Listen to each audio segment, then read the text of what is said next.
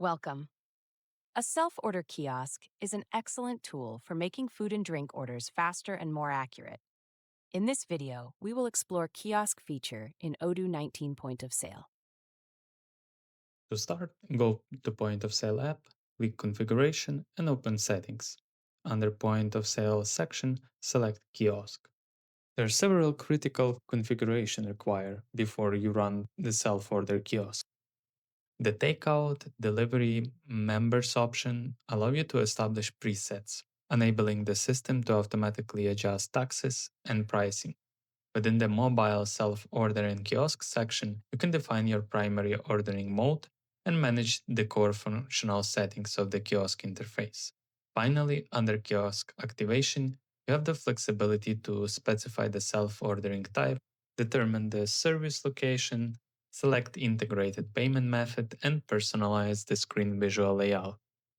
By default, the kiosk includes an order button. Link it to your product page. However, you have the flexibility to incorporate additional custom buttons on the home page with any required URL. Within the splash screen section, you can fully customize and personalize the kiosk visual interface to align with your brand. By scrolling further down, you can configure integrated payment methods, establish restrictive product categories, and manage various advanced settings. Let's save these changes now and see the kiosk in action. Click Order Now. Note that if the screen remains idle for a set period, the expiration timeout will automatically appear. Next, select your desired dessert, then navigate to the food section to add lunch maki and cheeseburger to the order cart.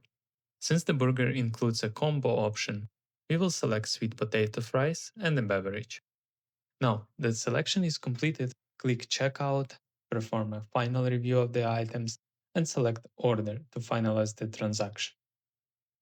And that's how you streamline your business with the Odoo 19 self-order kiosk, from setting up custom splash screens to finalizing a seamless checkout. If you found this helpful, don't forget to like this video and subscribe for more Odoo tips.